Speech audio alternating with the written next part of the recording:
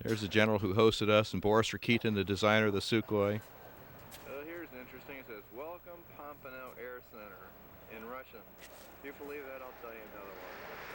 Well, here's the whole group here. We just. Well, you can tell the vodka is kicking in now. It's starting to narrate all the Russian signs on the field. And Gene Frolov just took off. We got the whole group, and we decided to take a tour of the facility. This is interesting. This is the Menino Museum. General Aleutian, whose father was the designer Aleutian, who developed the whole series and line of airplanes and airliners, was our host for the day. We went to Menino to see their museum that was started in 1950. 146 vehicles. Actually, when we have more money for the museum, we'll build a building. Сделаем такой же, как в Вашингтоне. And make it as good as you have in Washington. Ну, в штате примерно. The weight of it was about 900 kilograms. Площадь крыла 370 квадратных метров. The wing area was 370 square meters. Машины общей мощностью. What he's saying is that's the first airplane ever flew, 1882, before the Wright brothers. А в 1911 начнет воевать. In 1911, aviation started to fly. Кстати, первый самолет воевать начнет итальянцы.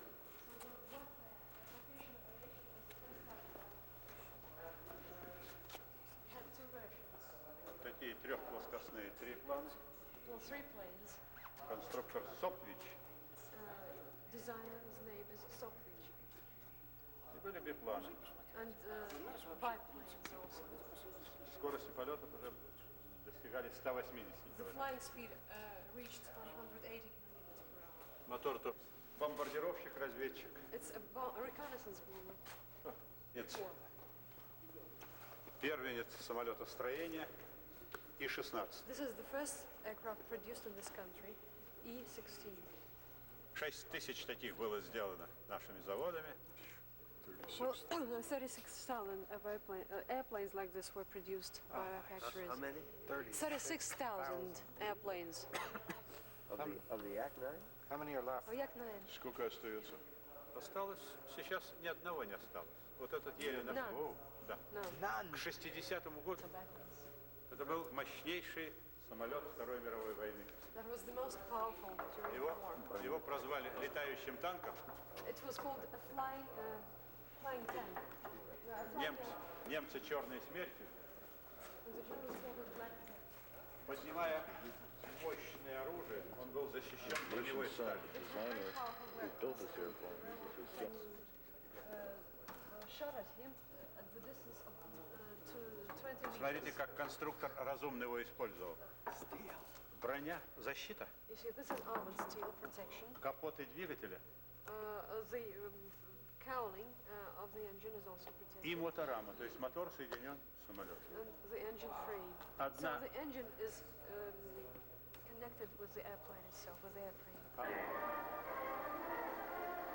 You know what this is, Brian? what's that? It's after the war. They brought all the banners, all the unit insignia of the German forces back to the Kremlin.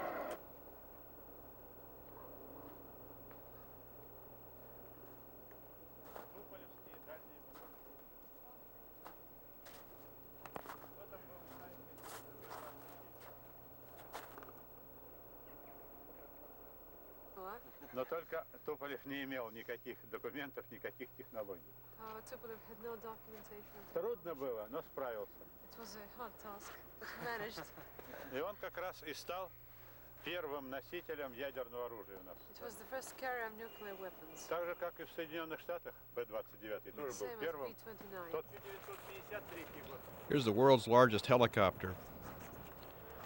Really amazing. We asked how many they had flying. They said 3. 3 that were still flying. All kinds of bombers and fighters and examples of all their different military airplanes.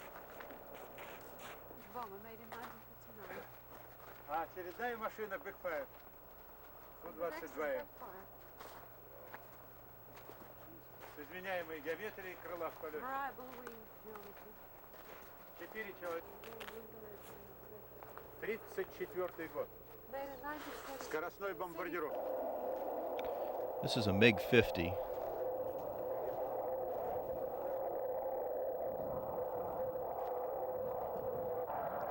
And next to it's the Sukhoi 100. The airplane's 100% titanium, has the droop nose on it. And Aleutian was the only fellow who has ever flown that airplane. They may have them outside now. That's a Seversky.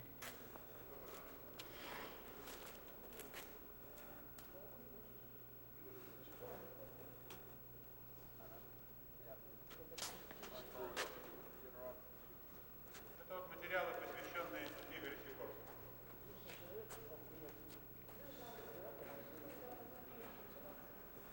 Сто лет отмечали.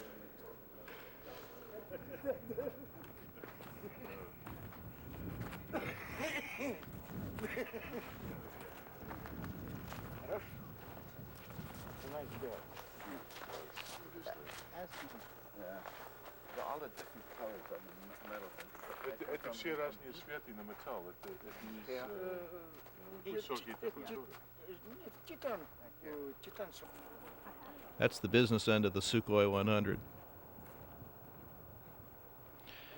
All the different prototypes, different fighters, and a lineage of each of the different models. For instance, with the MiGs, they had the MiG 14, 15, right on up through the 21 or 29 actually. There's the Russian Bear. We've seen lots of pictures of that over the years, down in Cuba and up in the Aleutian Islands. This is a Yak. It's the prototype of their Harrier type vertical takeoff airplane. You can see a DC-3 in the back. And they have the Concorde there in the background. I'll show you in a minute. It's a Tu-144. There are the MiGs, the whole line of MiGs.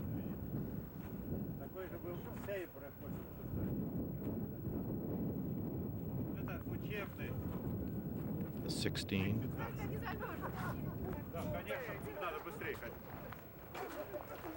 MiG-21.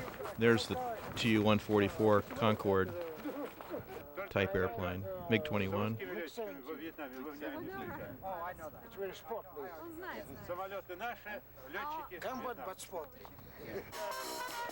So then we went to the Thunderbird swap shop in downtown Moscow. They had everything you could possibly think of for sale. Of course, it's below zero, and we're all freezing to death, but it was the best bargains in town. April 3rd, 1990. This is a shipment of 3 or 4 Sukhois that were running a little behind. They were brought in by this IL-76.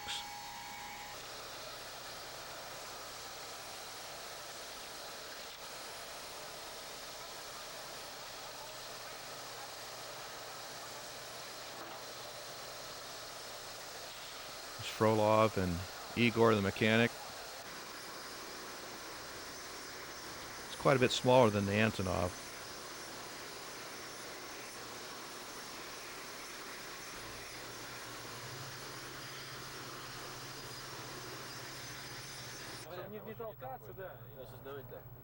And I'll call each person to the ladder. So we took all the Russians up, and Tommy and Kathy Jones, and the Russians I'll tell each person to go to the ladder. sent them up in the Goodyear blimp for their first trip.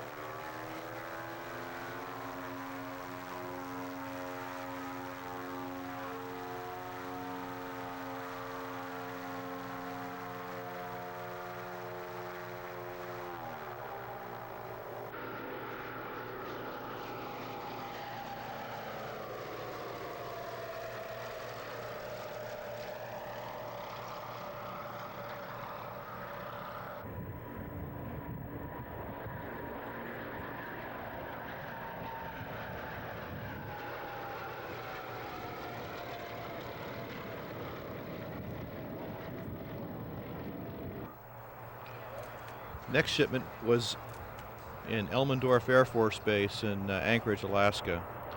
This time I brought the really big airplane in. This is the AN-225. It's the 6-engine airplane that carries their Bruin space shuttle. Notice the sponsons on top of the fuselage and the split tail. A little different than the AN-124. This airplane is a third larger than the Rusland, the AN-124.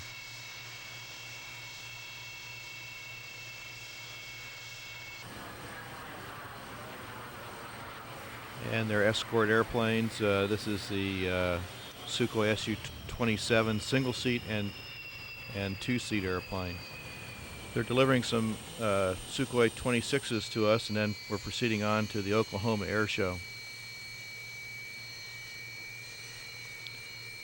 You can imagine going into the Air Force Base and telling them that I was here to meet the Russians. They were here to pick me up and fly me to Oklahoma.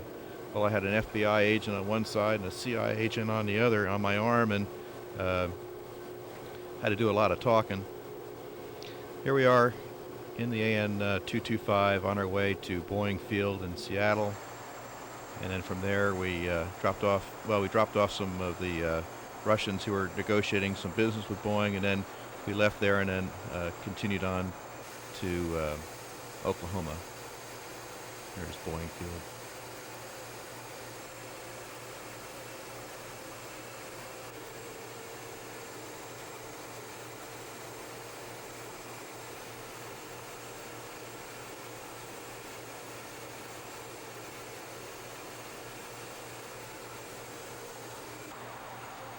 Poor Russians have been up for about 30 hours straight.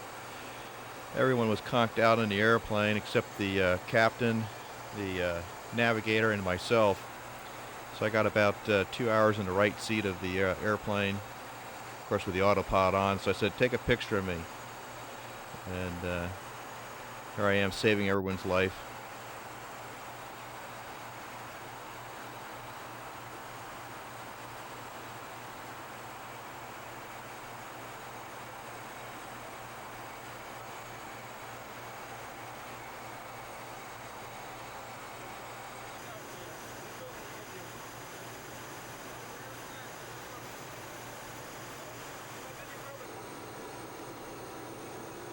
And this is approaching Wiley Post in Oklahoma.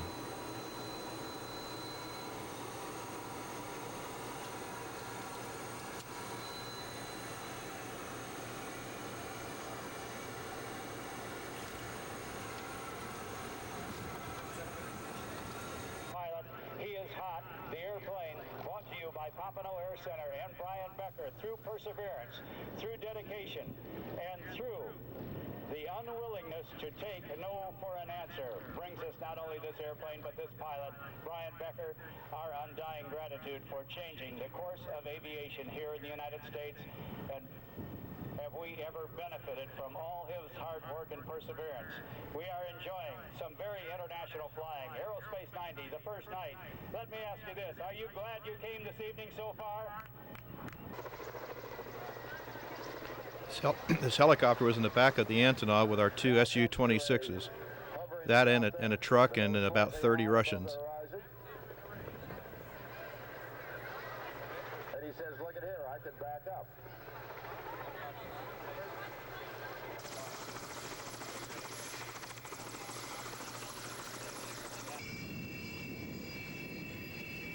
Well, you've all seen the Cub land on top of a truck. I bet you've never seen an Antonov land on top of a bus.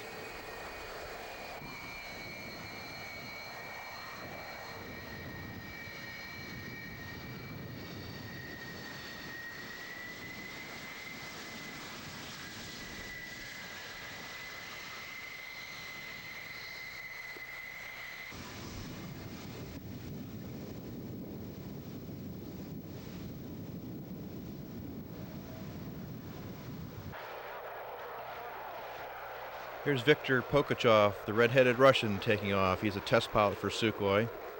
Amazing pilot and an amazing airplane.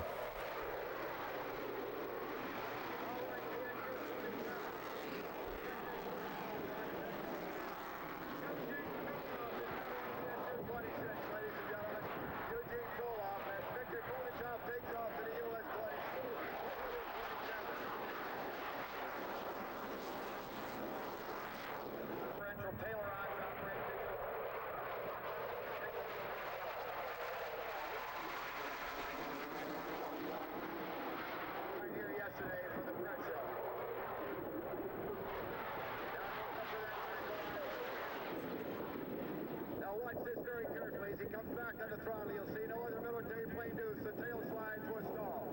It's not done in this country, but this airplane is capable of doing. There comes the slide. Then watch now as he makes that stall recovery. Comes straight down. Now, Norma, as you saw that, you thought maybe that's all.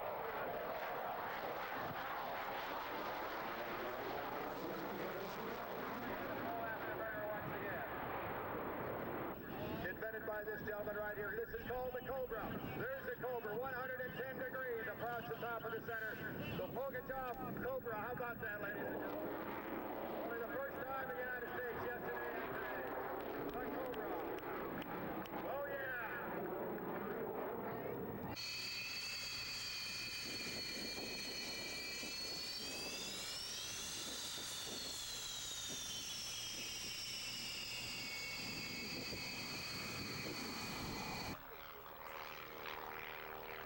Back to the nationals. This time we had Elena Klimovich, one of the women champions of Russia.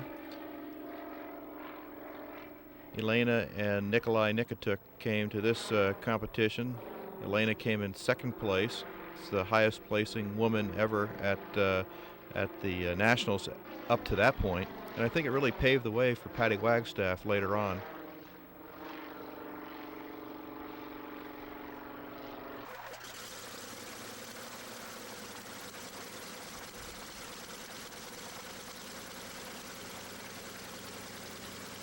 World champion Nikolai Nikituk.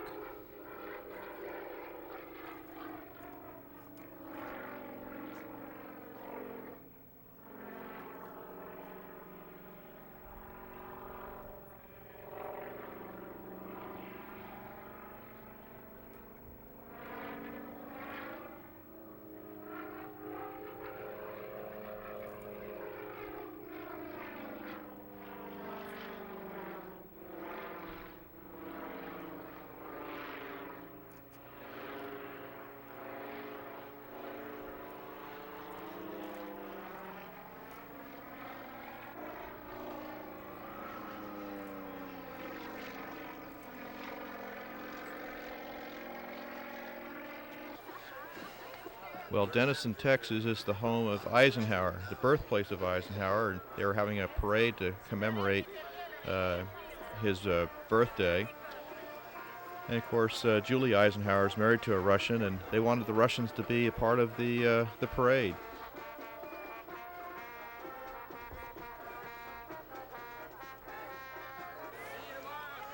So here's Elena and Nikolai driving down in a Mercedes-Benz, waving American flags. This is like a scene out of Back from the Future.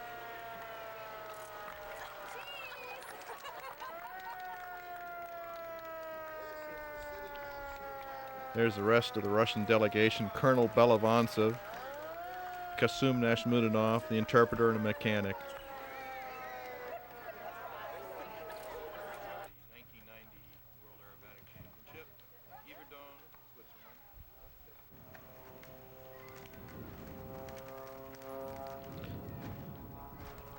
The World Championship at Yverdon. It's our American team. Patty Wagstaff, Lee Manelsky.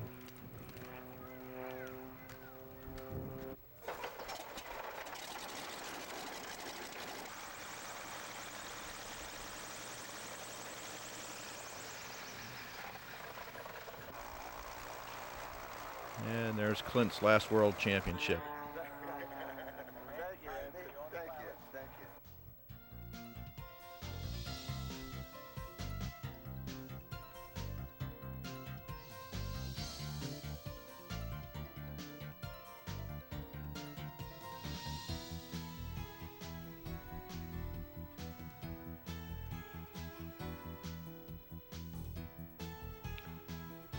Well, this brings us up through 1990. Hope you enjoyed the tape. I'll have to bring you up to date on the next couple years, and we'll work on that and see if we can show you some of the new exciting things that have happened from 90 to 94.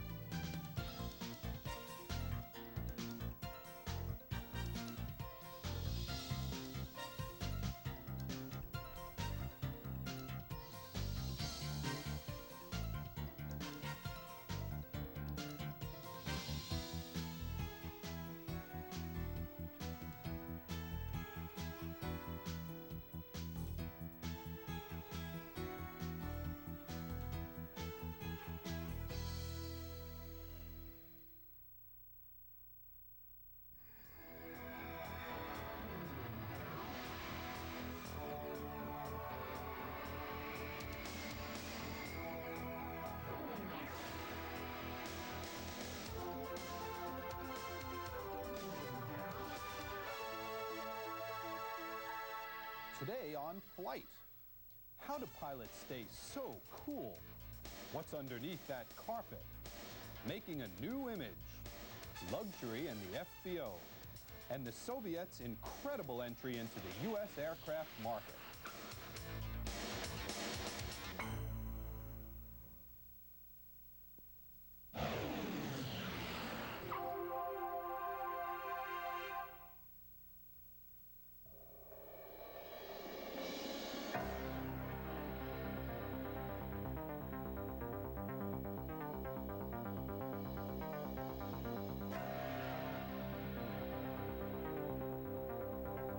Welcome to this week's edition of Flight. I'm Rob Ross. If you've ever wondered how pilots can remain so calm during an emergency, it's because of flight simulators like the one you just saw. Flight simulators are used to train pilots for numerous types of in-flight situations. Frasca International is one of the pioneers in this industry. In general aviation, more pilots have trained on Frasca simulators than any other type. Charlie Douglas is director of new business at Frasca. We create different type pilot scenarios or lesson plans. They take different malfunctions and mix those. The instructor does to give the presentation to the pilot that's training different scenarios. You can do something very simple as a small electrical problem with the circuit breaker popping, or you can get into, like on takeoffs, engines out, fires in engines, structural damage. You can have a propeller coming off and cutting into the fuselage. You can get very complex. The scenarios produced during a simulation are so real that pilots can easily transfer their new skills to real aircraft. But practicing emergency procedures is only one of the ways flight simulators are used. Flight schools use them to help private pilots get their instrument ratings. All in all, it's an ideal way to introduce pilots to a new aircraft or a new avionics system. Some simulators have reached such a high degree of fidelity that pilots can be FAA certified on a new aircraft system without ever having flown with it in a real plane. And as airlines experience a decrease in the number of trained pilots, flight simulators are being used as an alternative teaching tool. Rudy Frasca, president of Frasca International, explains the benefits of training on a flight simulator. The aircraft is one of the worst training classrooms there is. It's got a lot of vibration, a lot of noise. It could be hot. The student can't hear the instructor very well. It's just a very poor situation. So with a simulator, you're able to use a simulator which gives you better training in an air-conditioned environment where it's quiet, where the instructor has complete control of the unit, and just do a much better job all the way around. It's just much more comfortable totally. Over 30 years ago, Rudy Frasca pioneered the use of simulators for general aviation. Keeping pace with modern technology, the methods the company uses to manufacture its simulators are as advanced and sophisticated as the simulators themselves. Over the years, Frasca has branched out to serve the military, corporate aviation, air transport, and university aerospace programs around the world. Frasca is the only company making simulators that range in size and realism from a generic single-seater right up to type-specific FAA-certified jumbo jet configurations. Helicopters, too. The demand for simulators continues to grow. In fact, they're being used in exciting new ways. The University of North Dakota has many of our simulators. They've connected those simulators to air traffic control simulators into a network where they're training pilots and air traffic controllers in a completely simulated environment. Flight simulators, adding a new level of realism to training and allowing pilots to spend less time in the classroom and more time doing what they do best, flying. Probably you've never thought about what's under the seats you travel in. When we return, a look at the revolution in aircraft materials.